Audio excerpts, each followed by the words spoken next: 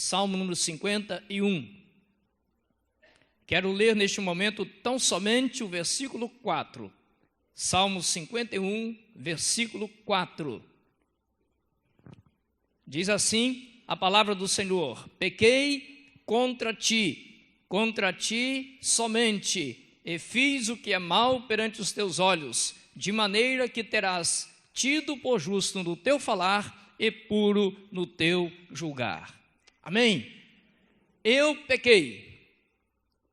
Quem está dizendo esta palavra, esta frase, essas duas palavras é Davi. No Salmo 51 ele diz: eu pequei. Pecar é errar o alvo, é deixar com que as coisas que Deus determinou para que acontecessem em nossa vida não sejam ou não aconteçam conforme o intento e o propósito de Deus para o nosso viver. Pecar é fazer tudo aquilo que desagrada ao Senhor. E nós somos falhos, e nós pecamos, e nós erramos. Nós nascemos com a mancha do pecado, e esse pecado vem desde o início. Então, pecar é uma coisa natural ao ser humano, ao homem. Pecar, errar, fazer alguma coisa que não agrada ao Senhor. E nós temos muita facilidade em pecar, mas nós temos também muita dificuldade em reconhecer o nosso erro e em confessá-lo. A nossa grande dificuldade está em reconhecer que erramos, que pecamos, e em reconhecendo esse erro, então confessá-lo. Na verdade, isso vem desde o jardim do Éden. Nós encontramos quando o homem pecou lá no jardim, exatamente isso está acontecendo. Deus vai falar com o homem e então ele pergunta por ele: onde estás? Adão se apresenta: eu estou aqui, tive medo, me escondi porque pequei, eu errei. Mas ele então, quando Deus lhe pergunta: mas por que você fez isso? Ele vai dizer o quê? Foi a mulher que o Senhor me deu. Aí Deus vai conversar com a mulher, Eva, e quando conversa com Eva e pergunta: por que aconteceu? Por que você pecou? Por que você errou? Ela vai dizer: foi o quê? A serpente, o diabo me enganou. E assim o pecado vai sempre passando para o outro. Sempre eu estou pronto a apontar o meu dedo e a mostrar o erro do outro, mas a reconhecer o meu erro e a confessar o meu erro e dizer: eu errei, eu pequei, aí eu já não consigo. E assim nós vamos vivendo. Jonathan Swift disse o seguinte: um homem nunca deveria ter vergonha de confessar que errou, pois na verdade é como dizer, por outras palavras, que hoje ele é mais sábio do que ontem. Porque aquele que erra hoje, ele aprende com seu erro e amanhã já não o comete mais. É verdade que podemos aprender com nossos erros, mas também é verdadeira nossa indisposição em reconhecê-los e mais ainda em admiti-los diante dos outros e especialmente diante de Deus. Gostamos de falar, exaltar, alardear os nossos acertos, mas temos dificuldade para confessar os nossos erros. Dizer: eu pequei, eu errei, é um golpe duro para o nosso ego, e a maioria não quer sofrê-lo, preferindo negligenciar a culpa, sofrer os prejuízos e padecer internamente pelo erro cometido. Davi pecou. E como um abismo chama outro abismo, ele não parou no adultério, mas praticou uma sucessão de outros erros, culminando no homicídio, na tentativa de ocultar o seu primeiro pecado. Lidou com o erro no coração, como se não existisse, até que o Senhor enviou o profeta Natã que o repreendesse. Conhecemos a história de Davi.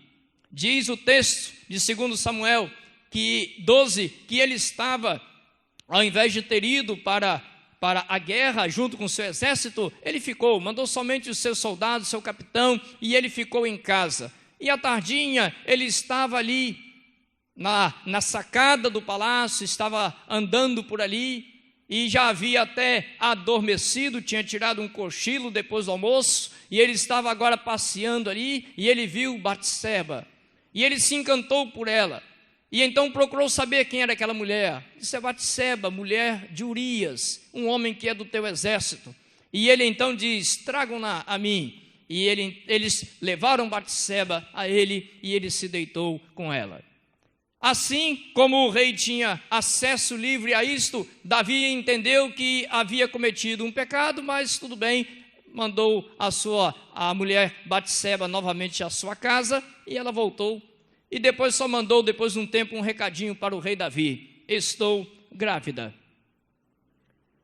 O erro seu, o erro do pecado, o que aconteceu, aquilo que acontecera entre eles, havia agora gerado uma consequência do seu erro, e ela estava grávida.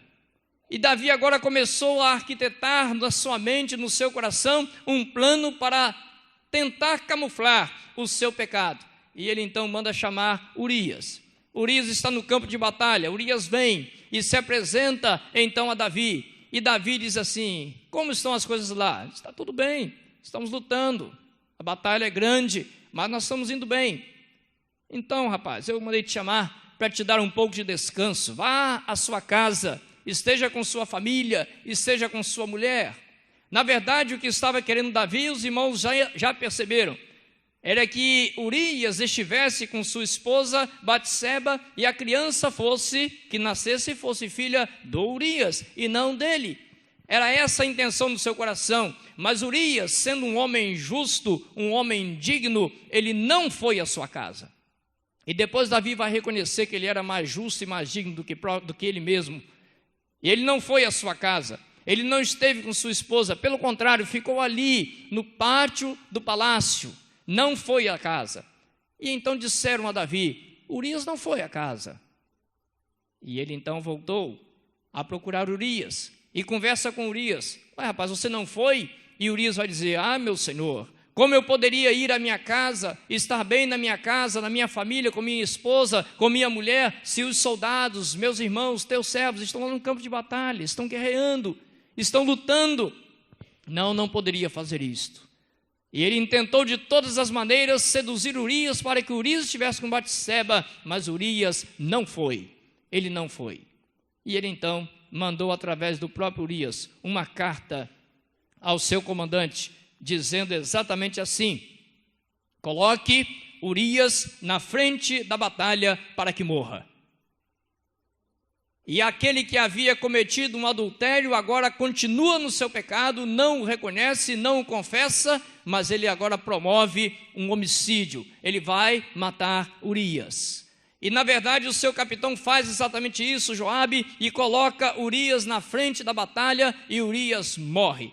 Joabe chama então o mensageiro e diz assim: vá ao rei e diga assim: rei, nós tivemos muitas baixas, muitos soldados morreram, mas também morreu Urias. O detalhe era o mas também morreu Urias, para que o rei ficasse sabendo que finalmente o seu plano dera certo. E Urias estava morto. A criança então vai nascer e a criança vai morrer, porque o fruto do pecado, depois de tudo que acontecera, Deus não vai deixar aquela criança viver para que ele então aprendesse a sua lição. Mas ele só reconheceu o seu pecado quando confrontado pelo profeta de Deus, como está em 2 Samuel 12, Natã. O profeta de Deus chamado Natã foi até ele e contou para ele uma historinha, e disse assim: olha, rei, um homem tinha uma porção de ovelhas. Ele era muito rico, tinha muitas ovelhas, mas o seu vizinho tinha uma ovelha só. Chegou na sua casa, chegou na sua terra para estar com ele muitas pessoas, e ele resolveu então alimentar aquelas pessoas. E ao invés de apanhar uma de suas ovelhas, ele foi lá no seu vizinho que só tinha uma ovelha, apanhou a ovelhinha dele e então serviu a todos e deu um grande banquete. E o rei disse: isso não pode acontecer. Que homem fez uma coisa destas? Isso é um absurdo. E Natã olha para ele e diz: esse homem és tu, ó rei. E agora ele vai reconhecer o seu pecado. E quando ele reconhece o seu pecado, ele escreve o Salmo 51. E ele, nesse Salmo 51, ele abre o seu coração e confessa o seu pecado e pede perdão ao Senhor. E diz no versículo 1, compadece-te de mim, ó Deus, segundo a tua benignidade. E segundo a multidão das tuas misericórdias, apaga as minhas transgressões. Lava-me completamente da minha iniquidade, purifica-me do meu pecado. Agora ele reconhece que está em pecado, e diz assim nos versículos 3 e 4, pois eu conheço as minhas transgressões e o meu pecado está sempre diante de mim. Pequei contra ti somente, e fiz o que é mal perante os teus olhos, de maneira que serás tido por justo no teu falar e puro no teu julgar. Agora que ele reconhece o seu pecado, ele reconhece também a fraqueza de sua carne. Está no versículo 5, eu nasci na iniquidade e em pecado me concebeu minha mãe. Todos nascemos com essa herança do pecado. Após reconhecer seu pecado, confessá-lo, ele pôde fazer então com o coração quebrantado uma oração de arrependimento sincero. Veja aí no versículos 7 a 12 o que ele diz: purifica-me com esopo e ficarei limpo, lava-me e ficarei mais alvo que a neve, faze-me ouvir júbilo e alegria, para que exultem os ossos que esmagaste, esconde o rosto dos meus pecados e apaga todas as minhas iniquidades. Cria em mim, ó Deus, um coração puro e renova dentro de mim um espírito inabalável. Não me repulses da tua presença, nem me retires o teu Santo Espírito. Agora, reconhece o seu erro, Davi, confessa e ora e pede a Deus que perdoe o seu pecado e lhe crie nele um coração novo. E esse versículo 10 é lindo: cria em mim, ó Deus, um coração puro, renova dentro de mim um espírito inabalável. Reconhece então que precisava voltar-se para o Senhor, e voltando-se para o Senhor, ele ora pedindo com o coração quebrantado, arrependido sinceramente, ele pede ao Senhor a sua graça, a sua misericórdia sobre ele. Assim é a vida do homem retratada por Jesus na parábola do filho pródigo, que está em Lucas capítulo 15, 11 a 32. Jesus conta a história de um homem que tinha muitos recursos e ele tinha 2 filhos. E o mais moço deles um dia disse ao pai: pai, dá-me a parte da fazenda por herança que me cabe. E ele então saiu da sua casa e levou o seu dinheiro e gastou tudo o que o seu pai havia lhe dado. Desperdiçou todos os seus bens, jogou tudo fora, em festas, em noitadas, e ele fez aquilo que o seu coração lhe mandou fazer. Mas então, o seu dinheiro acabou. E quando o seu dinheiro acabou, acabaram-se também os seus amigos, todos se foram. E ele agora não tem mais quem lhe dê nada. Disse Jesus, ninguém lhe dava nada. E ele foi então pedir emprego, e também ninguém lhe conseguia um emprego para trabalhar. E o que ele pôde conseguir foi cuidar de porcos. E ele foi cuidar dos porcos. E disse Jesus que ele, cuidando dos porcos, desejava alimentar-se com aquilo que os porcos comiam, porque ninguém lhe dava nem o que comer. E aquele homem ficou nessa situação até que um dia, diz Jesus, caindo em si, isto é, voltando à razão, voltando ao entendimento, colocando a sua mente para pensar, para raciocinar, caindo em si, ele olhou para o seu coração, ele olhou para a sua vida, olhou para dentro de si mesmo e disse assim: quantos empregados do meu pai agora têm abundância de pão, estão diante de uma mesa farta, comem e bebem à vontade. Eu sou filho e estou aqui morrendo de fome. Então diz ele: levantar-me-ei, irei ter com meu pai, e direi ao meu pai: pai, pequei contra o céu e perante ti, já não sou digno de ser chamado teu filho, faze-me como um dos teus empregados. Já está bom para mim. Depois de tudo que eu fiz na minha vida, depois de tanto pecar, depois de tanto errar, se o Senhor me apanhar aqui como empregado seu, já está ótimo. Fico satisfeito, tendo casa, comida e roupa. Eu vou trabalhar para o Senhor. E diz a Bíblia, Jesus diz, que aquele homem não ficou somente no seu pensamento, mas depois que ele pensa isto, ele se levanta e volta para o seu pai. E o seu pai, que o estava aguardando ansiosamente, o vê chegar, corre ao seu encontro, o abraça, o beija, o recebe, e aquilo que ele colocou no seu coração, dizer ao pai, ele diz: Pai, pequei contra o céu, pequei diante de ti, já não sou digno de ser chamado teu filho, faz-me como um dos teus empregados. Mas o pai disse: não, você é meu filho, e eu vou te receber novamente como filho.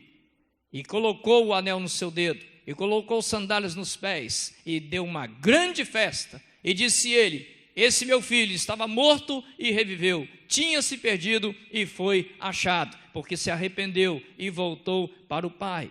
Para os sábios, admitir erros ou os erros de sua vida não é fraqueza, mas virtude. Só quem é capaz de fazê-lo pode alcançar o perdão e ter a consciência em paz. Dizer: eu pequei, eu errei, pode ferir seu orgulho, mas é o único meio de retorno ao caminho certo. Sem arrependimento e confissão, não há salvação e esperança na abertura de um novo caminho ou no vislumbrar de um novo tempo para a sua vida. Em Marcos 1, versículos 14 e 15, nós lemos assim: depois de João ter sido preso, foi Jesus para a Galileia, pregando o evangelho de Deus, dizendo: o tempo está cumprido e o reino de Deus está próximo. Arrependei-vos e crede no evangelho.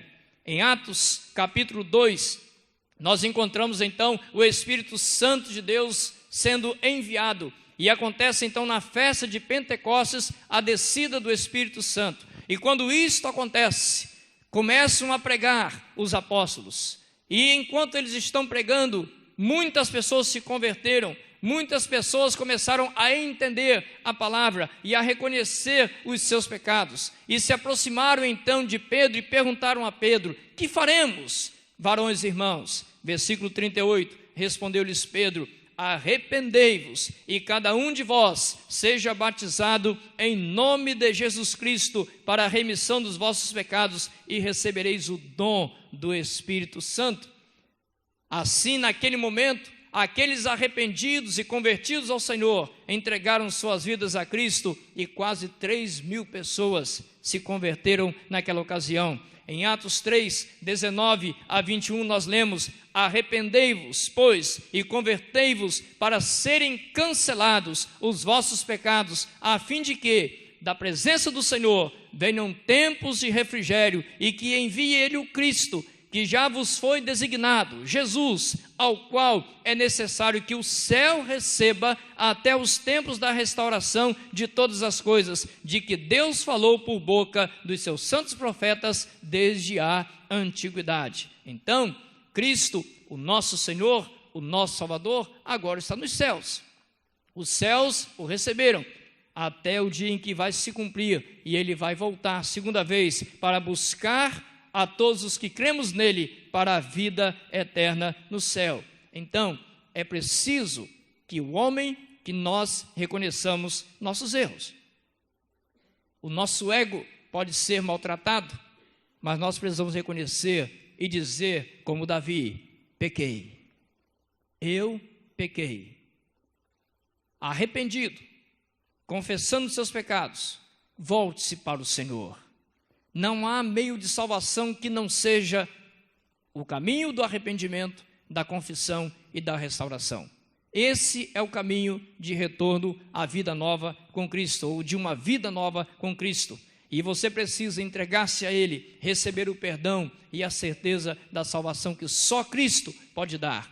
Tempos de paz, tempos de refrigério na vida só serão dados a partir do momento em que nós dissermos ao Senhor: pequei, errei, confesso o meu pecado, e eu quero que o Senhor então purifique a minha vida, e o sangue de Cristo Diz-nos, a sua palavra nos purifica de todo pecado. Como diz aqui Atos 3, os seus pecados são cancelados.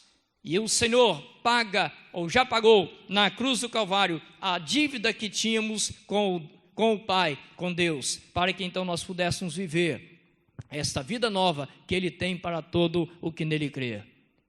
Diga, eu creio em Cristo, mas arrependido, confesse seu pecado e diga como fez Davi, eu pequei, eu errei, e confesso meu pecado e peço perdão e espero a restauração. E Cristo fará isto por você, como tem feito por todos nós. Nesta noite, tome a sua decisão por Jesus Cristo. Receba-o como Senhor e Salvador de sua vida.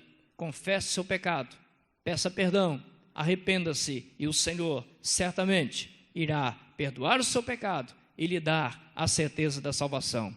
Todos pecamos e separados fomos da glória de Deus. Romanos 3, 23. E o pagamento, o salário do pecado é a morte, mas o dom de graça de Deus é a vida eterna por Cristo Jesus, o nosso Senhor. Romanos 6, 23. Então, confesse seu pecado, arrependido, volte-se para o Senhor, que tem compaixão de nós, e Ele estará pronto e está pronto a nos perdoar os pecados e nos purificar e nos dar a vida nova, uma vida que viva aqui, buscando fugir do pecado, buscando fazer o que é correto, uma vida vivida aqui, buscando a santidade, como nos diz o Senhor, sede santos, porque eu, o Senhor teu Deus, sou santo, e a vida que visa o céu, a vida eterna com o Senhor, a vida eterna lá na glória celestial, preparada pelo Senhor para todos os que cremos no seu nome.